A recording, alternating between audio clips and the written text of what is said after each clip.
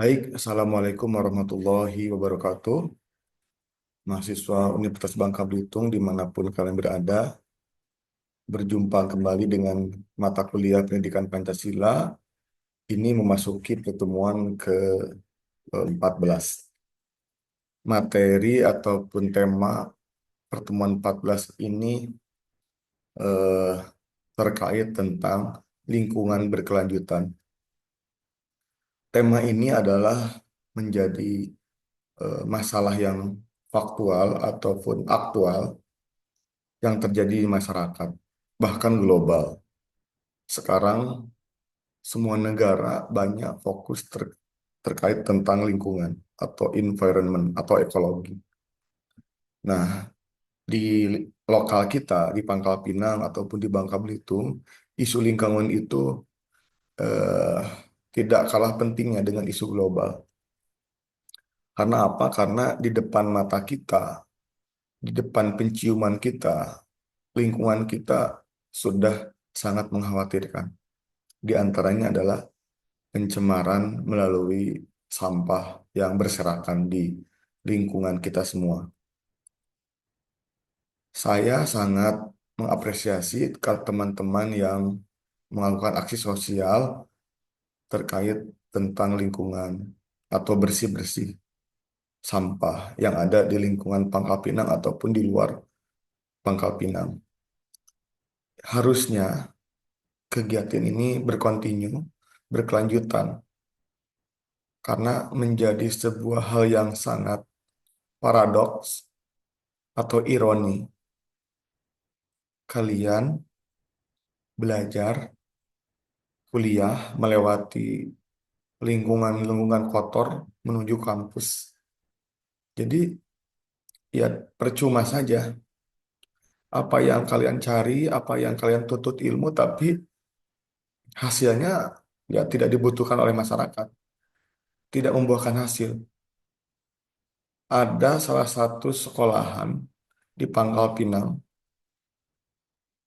tapi di belakangnya, di sampingnya penuh dengan sampah. Kalau orang berpikir secara bersih, ini sesuatu yang aneh. Kok ada lembaga pendidikan tapi di sampingnya penuh sampah? Terus buat apa pendidikan itu? Harusnya pendidikan itu lahir karena untuk merespon masalah-masalah yang terjadi di masyarakat. Misal, kenapa ada jurusan ilmu ekonomi? Karena dibutuhkan untuk menjadi seorang ekonom, untuk menjadi seorang admin, untuk menjadi seorang akuntan atau akuntansi dan yang lainnya, atau ngitung uang. Kenapa ada ilmu politik? Ya karena kita membutuhkan sarjana terkait bidang ilmu politik. Kenapa ada jurusan perikanan tangkap? Karena di Bangka Belitung adalah wilayah kepulauan maritim, menyesuaikan dengan kebutuhan masyarakat.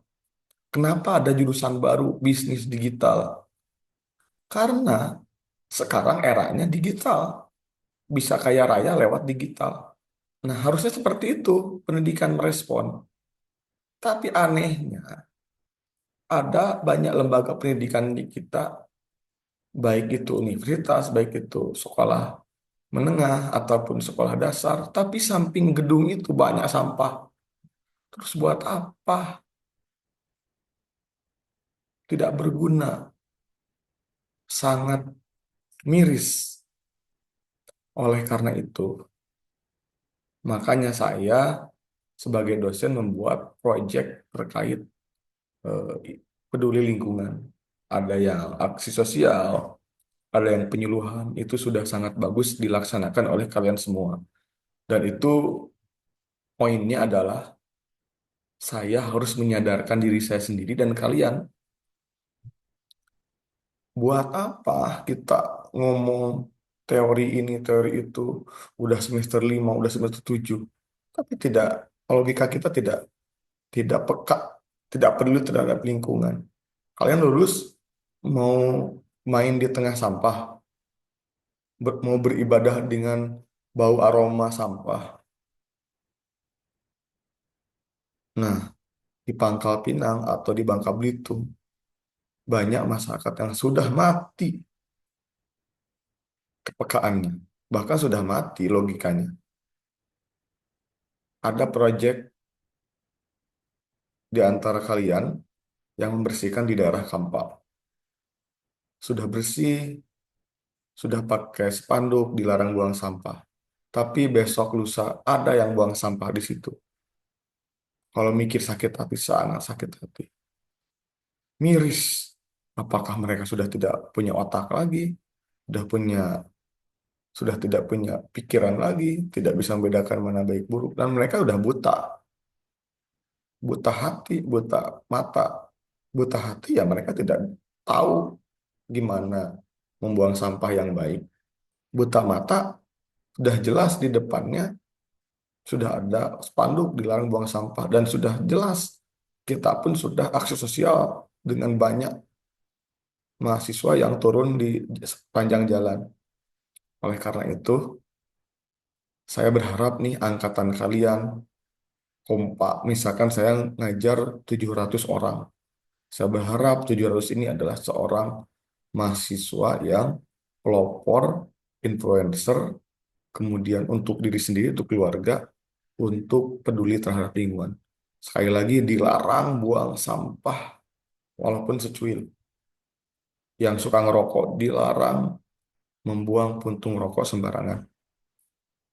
Begitu teman-teman. Jadi faktor faktor apa namanya yang membuat masyarakat kita tidak peduli terhadap lingkungan ada dua faktor. Pertama ada faktor faktor struktural, yaitu gara-gara pemerintah tidak hadir, tidak membuat kebijakan yang tegas dan serius terhadap masyarakat. Kalau ada yang buang sampah kan tidak pernah ada ditindaklanjuti, tidak ada yang memfoto, tidak ada kamera CCTV, dan tidak ditindak tegas. Sudah mah masyarakatnya tidak sadar, ditambah tidak ada peraturan cocok lah. Banyak tumpukan sampah yang berada di lingkungan kita. Kedua, ada faktor kultural. Kalau struktural itu faktor pemerintah, faktor sistem. Yang kedua adalah faktor kultural, faktor kebiasaan, yaitu melekat pada sekelompok orang atau pribadi seseorang yang tidak peduli terhadap lingkungan. Buang sampah aja seenaknya. Jadi begitu. Nah, kenapa bisa terjadi seperti ini? Ya tadi itu ada faktor struktural adalah pemerintah, kedua adalah faktor kultural atau kebiasaan, habit, dak kawah nyusah kalau istilah Bangka. Dak ada uang, ribet pulang apa ngasih buang sampah ke pasar pagi atau ke yang jauh, along dibuang di pinggir-pinggir jalan yang nggak ada pemukiman di semak-semak begitu. Kalau memikirkan strategi ataupun faktor secara rinci, kenapa masyarakat tidak sadar lingkungan, ya mungkin dalam buku saya itu pertama ada kesalahan pemerintah yang dimaksud itu tadi struktural, kedua kultural. Kultural ini masyarakat yang tidak perlu tidak sampah itu karena beberapa hal. Pertama, sistem pendidikan kita itu mungkin bagi pemerintah ya. Pemerintah tidak mampu membuat sistem pendidikan yang peduli lingkungan. Pemerintah tidak membuat eh, himbauan terhadap apa ya Kementerian Agama khususnya bahwa para dai-dai itu harusnya berperan untuk memberikan ceramah-ceramah, khutbah-khutbah Jumat terkait isu lingkungan.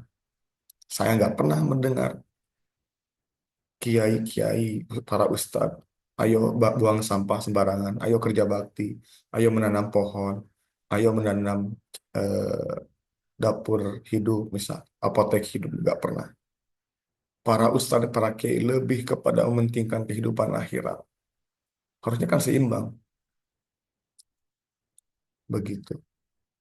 Harusnya seimbang, dunia dulu kita perbaiki, maksudnya alam jaga, baru kita seiring waktu ya menjalankan hal-hal yang untuk akhirat. Saya pikir tidak ada masalahnya, dan saya pikir Tuhan pun akan sangat bangga, bahkan mungkin merasa senang ketika kita sebagai hambanya menjaga ciptaannya. Kita merawat tumbuhan, kita merawat rumput, kita merawat pohon-pohon. Apakah itu sebuah kejelekan? Malah itu adalah perbuatan yang solid, perbuatan yang baik. Begitu, teman-teman. Kemudian tokoh-tokoh masyarakat kita nggak berfungsi. Tokoh-tokoh kita nggak berfungsi. Nggak pernah mengajak. Mungkin ya aparat-aparat pemerintahan pun di tingkat RT pun ya nggak begitu fokus. Mungkin ada, tapi tidak fokus benar menangani masalah sampah. Saya pikir masalah sampah kita tinggal menunggu waktu, dan sudah jelas bahwa di mana namanya penampungan sampah yang ada di Peritnam itu sudah sangat menggunung, sudah sangat tinggi. Tinggal nunggu waktu aja. Kalau itu sudah penuh dan sekarang pun sudah berdampak besar, kita entah pemerintah akan membuat TPA di mana lagi untuk menampung sampah yang begitu banyaknya. Saya baru kepikiran bahwa harusnya pemerintah memaksimalkan fungsi dari RT atau RW. Karena struktur pemerintahan terpencil ada di RT atau RW. Kalau saya boleh ngasih masukan pemerintah, pusat ataupun daerah, harusnya RT itu sangat diposisikan menjadi peran yang sangat strategis. Karena apa? Karena kejadian seperti membuang sampah, peredaran narkoba, pelecehan seksual itu lingkup terkecilnya ada di RT. Kalau RT-nya dimaksimalkan, diberdayakan dengan eh, apa namanya, yang lebih bagus lagi, saya pikir lingkup RT itu adalah lingkup yang mampu mengawasi secara fokus ketimbang kecamatan, ketimbang kabupaten, sehingga apapun masalahnya adalah akan muncul di tingkat paling kecil yaitu di RT. Kalau RT-nya fokus masalah sampah, masalah narkoba, masalah judi online, saya yakin seyakinnya bahwa masalah-masalah ini tidak mungkin lahir dalam lingkup terkecil, baik itu dari pribadi, keluarga, ataupun tingkat RT. Bentuk strateginya apakah ada insentif yang lebih atau kucuran dana yang lebih, dan saya memikirkan bahwa apa namanya, masalah-masalah itu akan lebih gampang dimonitor, dipantau dalam lingkup yang paling kecil, yaitu di RT.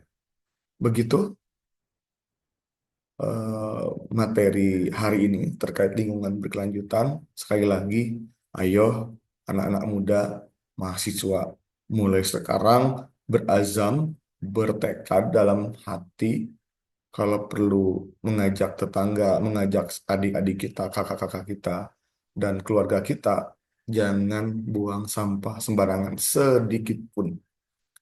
Sehingga suatu saat akan melahirkan generasi-generasi yang mulai tumbuh sadar terhadap lingkungan.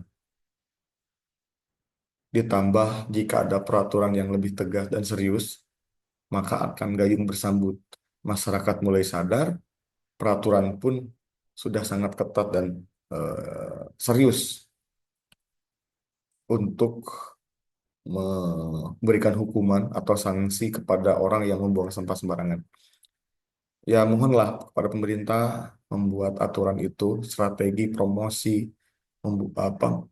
mengadakan apa namanya, pengadaan CCTV di berbagai titik. Ketika ada yang ketahuan lewat eh, CCTV, maka harus dipanggil, tindak tegas. Kalau perlu diberi hukuman biar ada efek jerak. Kalau masyarakat didiamkan saja, tambah-tambah lagi mereka semakin seenaknya aja untuk buang sampah sembarangan. Terima kasih. Mohon maaf kalau ada kata-kata yang salah. Sekali lagi, eh, ayo mulai sekarang kita sadar terhadap lingkungan untuk masa depan kita yang lebih baik. Terima kasih. Assalamualaikum warahmatullahi wabarakatuh.